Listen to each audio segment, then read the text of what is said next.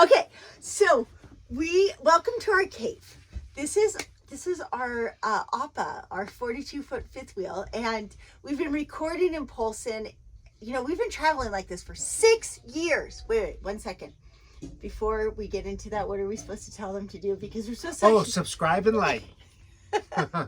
So we've been traveling like this, not in this thing, but like RV living and full timing and all that stuff for 6 years. And this week was the first week we've ever traveled specifically like this. It's Victor's like looking at me like, where are we going with this? Okay, be patient. We left Polson. So when we were in Polson, we started the new year and said, Victor and I said, because we have this like beautiful bedroom that's like so like The shot's perfect. the shot's perfect, kind of, I guess. We always say, well, we need a plant in the corner to be like Brendan Bouchard. We were like, all right, we're going to film every day. And like, we've done pretty good. I mean, we've missed a few days, but considering 5 kids, running a travel blog, like actually living life and stuff, it's hard. Coaching, yeah. But we've done, and then a week ago, like you saw the last couple videos, we didn't picture that. I don't want to travel. And I'm like, but I have to because my soul needs to be on the road. And then we travel and then we get to St. George. And I don't know if you've seen we've posted on Instagram. We haven't posted the videos here, but we had this amazing week in St. George so far. Every day we have hiked as a family or done something as a family that it might not be fully epic. I mean, Gabby, Isabel, and I really like some of our like Tour de Mont Blanc things and some of the things that are just really like mind-blowing. But I gotta tell you, like, for all of our family to go do things most days has been pretty amazing. And so I'm putting Victor on the spot again. Again. Actually, this is pretty much my life. But it's probably my fault too, because I don't be like, hey, what do you want to do? I don't know, whatever you want. So here we go. So this week was the first week that we've been in this space that I dreamed of being like 5 years ago when we started, where like we're in a campground. We don't necessarily have anywhere to be. We can like wake up and be like, do we want to stay here? Do we want to move on? And like today I paid for 2 extra days in our campground and I felt like so much satisfaction being like, yeah, I'm going to stay 2 more days. I don't need to move on. And we can like kind of like check the weather. Flex. Yeah, you can flex. It's such a like amazing space to be in. And so I wanted Victor, because I didn't even tell him, we were like, all right, let's just record. We got to get another YouTube up. What do you want to talk about? And he wanted to talk about really useful, boring stuff like how to be healthier. And that's awesome. It's super. We'll talk about that tomorrow or the next day. But today I was like, oh my gosh, but Victor, this is the first time for Victor to have a week of RV travel that he's thrived in. This is the first, like, wouldn't you consider this is the most that you've ever thrived in this? Yeah, I think, man, sorry, give me a moment. I'm just reflecting on, like, the journey. It sort of makes me sad when she says that, like, oh, man, we've been doing this long, and this is the first time. Pero, you know, I don't know. I don't really like salad, but... Inside joke there. We'll get to that one another time. I think for me, it's always a challenge because of what I think I feel wired as a father, husband, like I'm bringing home the bacon.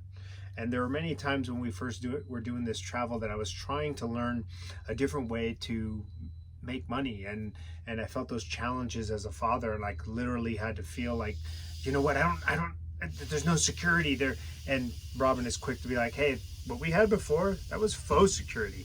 You know, these are the numbers that we were running before, and you know, that's not security. Right now, we're living, you know, debt-free. You guys might feel this. Let me explain what that feels like, because you think you have security in a house that really is debt for 30 years of your life. Like I literally remember when Dry was born, I'm very number oriented, so I used to run numbers and be like, wow, we have this beautiful 3,000 square foot house with a pool. And I'm like, yeah, I'm going to be like 75 if I pay that off. And I get it. Like you can absolutely tell yourself, well, we don't pay things off anymore. We just keep financing it and refinancing it and whatever. That's your path. Your word, but yeah. That's not freedom internally. I can tell you from being on that side where I just felt like, oh, it's just another payment. And we had so many car payments. And to be on the side of debt free and like, yeah, we do need some security. We need some money coming in. Right. We have to, but the mindset shift for me to tell them like, yeah, but we need it, our campground's $38 a night, and if we needed to, we could vagabond, boondock, whatever you want to call it, if we wanted to. And there's like those other stigmas of like, oh, but you're poor people. Yeah, but I own my day. Like I get to choose tomorrow whether I go hike or whether I work on the business or write whatever, a vlog or spend time yeah. with the kids. It's that time richness is really, gosh, I gotta tell you, like one of the big positives and negatives of this is the time rich aspect, because when you're time rich, you start to ponder and really reflect. Whereas like it's real easy to pop into the grind and not think about who I am, what I want, what do I want for the future, what do I leave for, what I'm gonna leave for my children, what sort of legacy or anything for that matter. And when you're in that space, it can be very emotional. Like to me, I always get angry real quick. Because I'm like, oh, I gotta plan, I gotta do this, I gotta do this, I gotta do this. I don't have any time. How do I not have any time? Oh, because I have a moment to contemplate what I want to do, and wow, that's big. Yeah. Yesterday we went to Zion, and all of us hiked Angel's Landing, but Tati didn't really want to do the last section with the chains, and Next year. Yeah, I mean, Victor was really nice about staying back. He doesn't love heights, so you're probably a little bit like, I would have done it, but at the same time, yeah, I don't mind. Exactly, I was mixed. I'm not real big on exposures and anything, but here's sort of the rub for me is like I could have like just grinned and bear it and got me like, yeah, I did that. But if I had to like grin and bear it and then watch her worrying about it, it would have been like too nerve-wracking for me. So I think it's probably so in the end they stayed back at when you get up to Angel's Landing, before you do the last half mile with the chains, there's a nice area that you can sit, and they stayed there for an hour and just waited for us, and everybody was happy. And I'm gonna tell you, like, we're joked about because Victor posted on his Facebook like, oh, you know that moment when you all hike and everyone's happy? Crickets. He could have said, what's your favorite fast food, Burger King or McDonald's, and probably 100 answers. But like, you know that moment when you like hike up and it just, everybody's smiling, we're telling stories, there's no meltdowns, like everybody's just happy. Like, yeah. What happened, where'd that go? And it was a really cool moment. The flip side is though, like today was a little hard because I went climbing with Gabby and Isabel, and Jiraiya has been really happy just chilling in the campground. He'll play outside. It's a little cold outside. Tati had a hard day, and like Victor was trying to do some work, and it's not, even though we're time rich, we're having to redefine some of his work, or we're always redefining our work. Right. And he had this moment where she's like kind of upset, and like more than just upset. She was like kind of witchy. And you have this thing I have to tell him, like, look, it's okay to tell your kids, like, hey, I need to work. It's not like it's not like he's off to war for 6 months. I'm like, he needs to work in front of a computer for 3 hours. Like, yeah. And I kind of yelled at Tati, like, come on, like, he's doing it so that he is here the other 6 hours of the day playing with you. Like, let's keep things in perspective here. Right. And it was kind of but that's a cool thing. So that's a great thing for your kids to see you struggling and trying to figure something out. Yeah. Because it's going to empower them later to be like, oh, it's okay to like put my effort and grind something out for something, a bigger picture. And then we flipped the script on her right there after that, and I said, like, look, what would make you happy?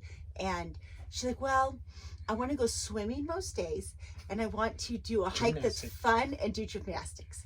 And so I'm like, okay, well, so I thought swimming. Okay, well, if we swim, like if we find an RV park once a week that has a swimming pool, would that be good? Well, maybe.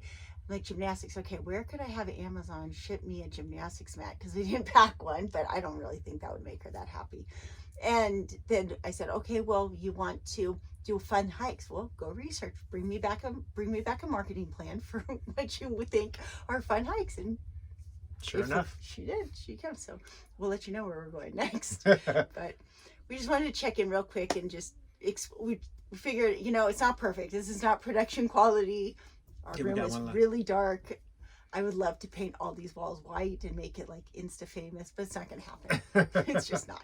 So remember, like, subscribe, tell your friends about us. And leave some comments. Leave some comments. We would love to know what you want to talk about. Otherwise, we're just going to keep rambling. But I've got a couple of you telling me you're enjoying this, so we're going to keep going on this tangent.